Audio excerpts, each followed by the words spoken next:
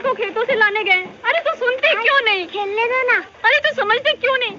पंडित जी और उनके साथी मंदिर की तरफ निकल पड़े और तेरे बाबा का भी वही रास्ता है। अगर तेरे बाबा ने पंडित जी का रास्ता काट लिया ना तो अनर्थ हो जाएगा। जल्दी भाग मीना, अपने बाबा को खबरदार कर, भाग।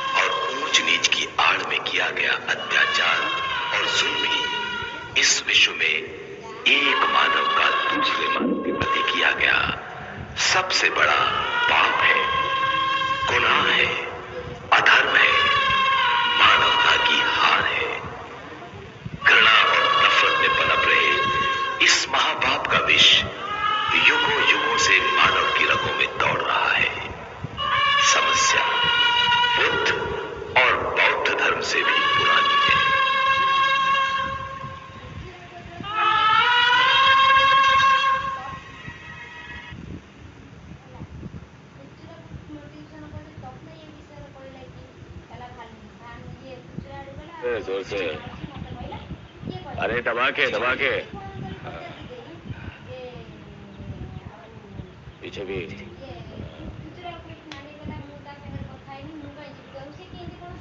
सुनो, तुम्हें मंदिर नहीं जाना है क्या? हाँ जाना है, ये हार बन जाए।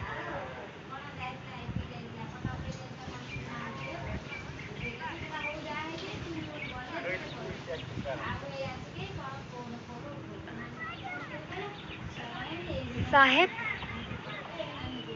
साहेब प्यास लगी है, थोड़ा पानी दे दो। ए, दूर हटो, सामने आएगी तो सर फोड़ डालूंगा। दया करो साहेब, मेरा बच्चा प्यास से मर रहा है, बूंद बूंद के लिए तरस रहे हैं। थोड़ा पानी दे दो, फिर चले जाएंगे। मैं अपने बच्चे को मरता नहीं देख सकती साहब। तुम लोग बिना मार खाए मानोगे नहीं। डंडे की भाषा समझते हो तुम लोग? काले, क्यों उसके मुंह लग रहा है? दे दे थोड़ा सा पानी और चलता कर उसे। जो अबे हुक्म के गुलाम, क्या रोटियां तोड़ने के लिए हमने तुझे इस घर में रखा है? देखता नहीं कितना वातावरण दूषित कर रखा है। निकाल इस गंदगी को बाहर। अभी गंदगी दूर कर देता हूँ मालिक। नहीं नहीं साहब, सिर्फ थोड़ा पानी। तुम लोग बिना मार खाए मानोगे नहीं? नहीं मारो साहब, नहीं मारो। मुझसे अपने बच्चे का तड़पता नहीं देखा जाता। हम तो पानी मांग रहे थे, थोड़ा पानी दे दो, मेरा बच्चा प्यास से मर रहा है। चलो भागो यहाँ से, चलो यहाँ से। नहीं साहब, तुम ही चलो, चलो।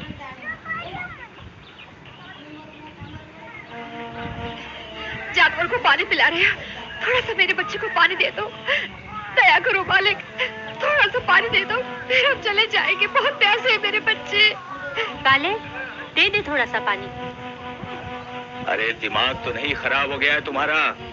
कीचड़ में पानी डालने से गंदगी बढ़ती है, कम नहीं होती। और फिर बेकार में अपने सर पर पाप चढ़ा रही हो। अपने धर्म का पालन करो। मुझे तो बस यूं ही बेचारी के बच्चों पर तरस आ गया, कहीं मर न जाएं। अरे यूं मरना तो इनकी किस्मत में लिखा है।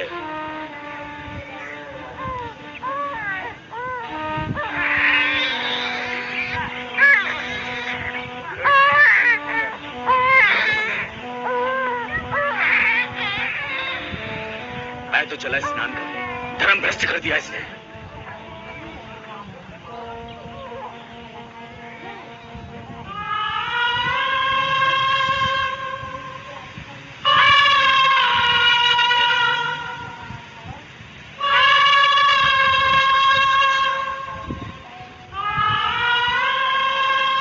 एक मनुष्य को दूसरे मनुष्य के प्रति इतनी घृणा किस लिए?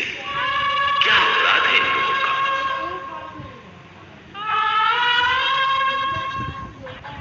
अब ये अत्याचार नहीं चलेगा। मेहनत मजदूरी करके पेट भरने वालों को छोटी जाति का मानना गलत है। उन्हें अछूत का अपमानजनक दर्जा देना पाप है। धिक्कार है धर्म के उन रखवालों पर जिन्होंने बरसों से पिछड़े लोगों पर दुर्व्यवहार किया, उन्हें जीवन की साधारण जरूरतों से वंचित रखा। लेकिन अब हम चुप नहीं रहेंगे। इस अन्याय का हम विरोध करेंगे।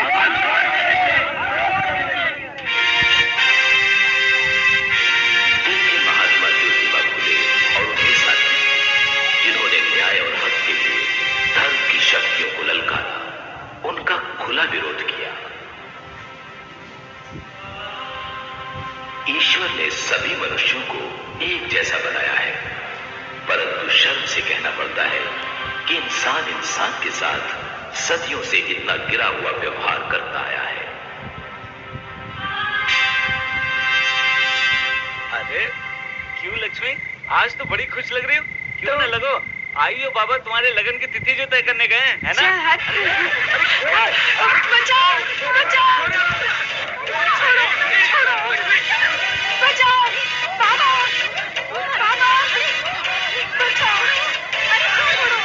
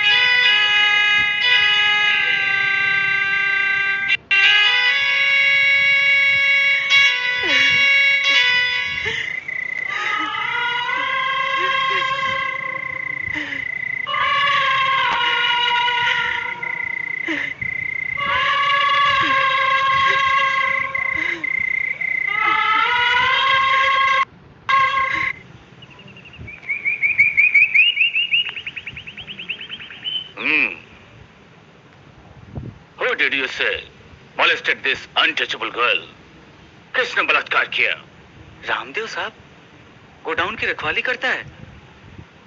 लक्ष्मी का पप्पा हमाल का काम करता है साहब। तुम बीच में क्यों बोलता है? इंसानियत का नाते साहब। मैं भी उसी गोडाउन में क्लर्क का काम करता हूँ साहब। रामदेव को सजा मिलनी चाहिए। बहुत दिनों से उसकी नजर लक्ष्मी पर थी। लक्ष्मी कभी कभी अपनी माँ के साथ वहाँ काम करने जाया करती थी। मतलब की बात करो, कम टू द पॉइंट। अच्छा साहब, रामदेव ने कई बार लक्ष्मी के साथ बदतमीजी करने की कोशिश की, पर लक्ष्मी ने उसे कभी घास नहीं डाली। गरीब के पास अपनी इज्जत ही तो सबसे कीमती चीज होती है ना साहब। उसके बाद गरीबी ने लक्ष्मी के बाबा को रामदेव से 5 रुपए उधार लेने पर मजबूर कर दिया। पैसे ले तो लिए, लेकिन इतनी बड़ी रकम लौटाता कैसे? कल शाम रामदेव ने लक्ष्मी को बोला कि वो 5 रुपए माफ कर देगा अगर लक्ष्मी उसकी बात मान ले। लक्ष्मी ने साफ इनकार कर दिया और वो वहां से भागकर अपने घर चली गई। और फिर बलात्कार, she was molested।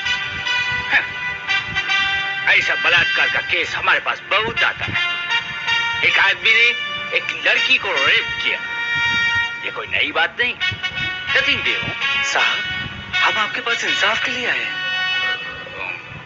हाँ, ठीक है, लेट्स सी। ओके, देखो, लक्ष्मी के बाप के पैसे का जो प्रॉब्लम है वो खत्म हो गया है। उसके 5 रुपए देने की जरूरत नहीं है। साहब, बात पैसे की नहीं है। एक लड़की की इज्जत लुट गई है और लक्ष्मी एक शरीफ लड़की है साहब, गुनहगार को सजा मिलनी ही चाहिए। देखो, हाथ बचाने के वास्ते मैं गर्दन को नहीं काट सकता।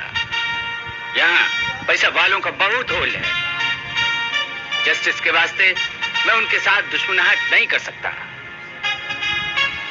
अंडरस्टैंड?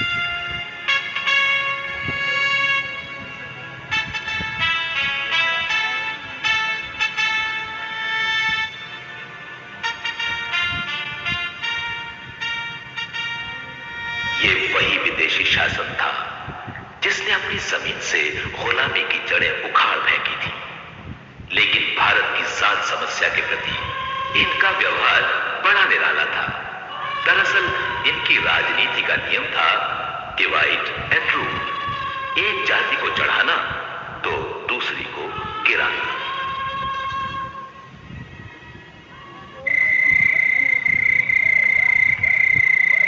तुम्हें इस बखेड़े में नहीं पड़ना चाहिए था माधव। एक जवान लड़की की इज्जत लुट गई और तुम चाहते हो कि मैं अपनी जबान बंद रखूं? तुम जिन जातियों से उलझ रहे हो उनके अत्याचारों को तुम नहीं जानते। मैं तो तुम्हारी भलाई के लिए कह रहा था। तुम्हारी भी जवान बीवी है, बच्चा है। वो सब तो ठीक है, देखा जाएगा जो होगा वो। ठीक है, जैसे तुम्हारी मर्जी।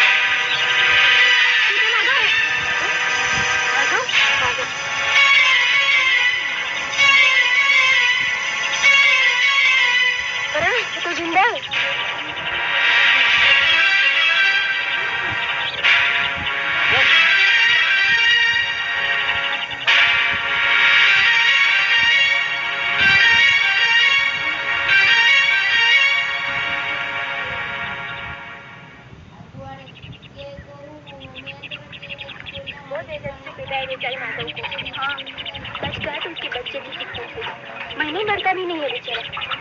वैसे हमारी जाति में जन्म लेना एक श्राप है। न जाने हमारे अच्छे दिन कब आएंगे।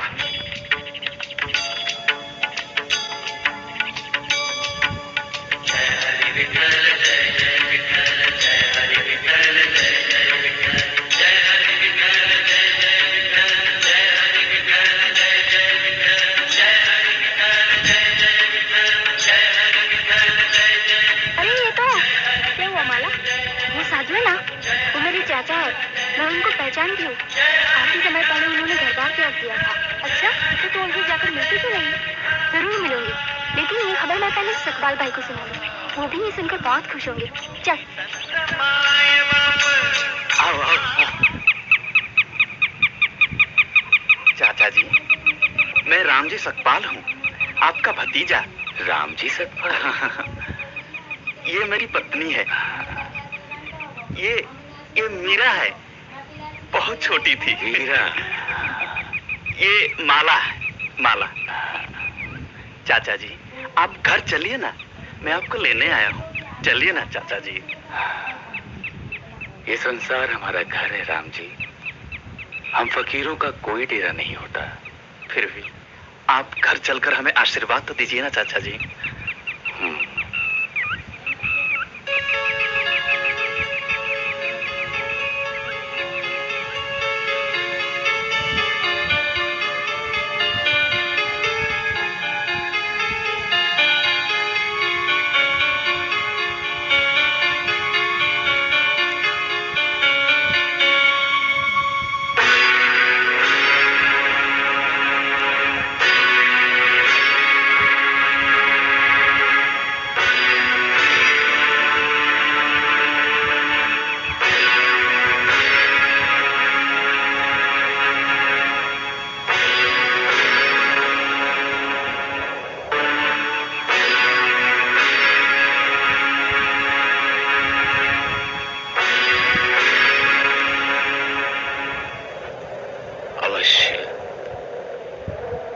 आशीर्वाद हम अवश्य देंगे।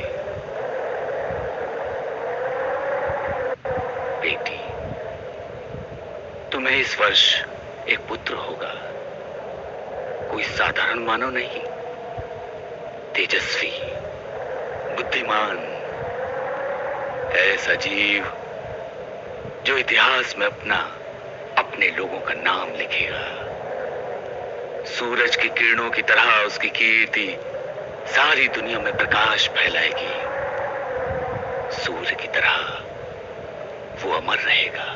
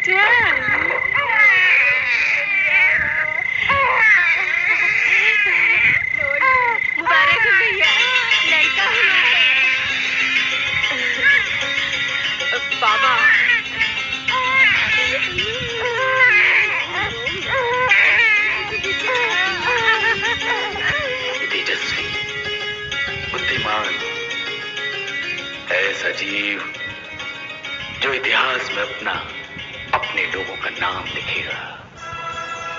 सूरज की किरणों की तरह उसकी कीर्ति सारी दुनिया में प्रकाश फैलाएगी। सूर्य की तरह वो अमर रहेगा।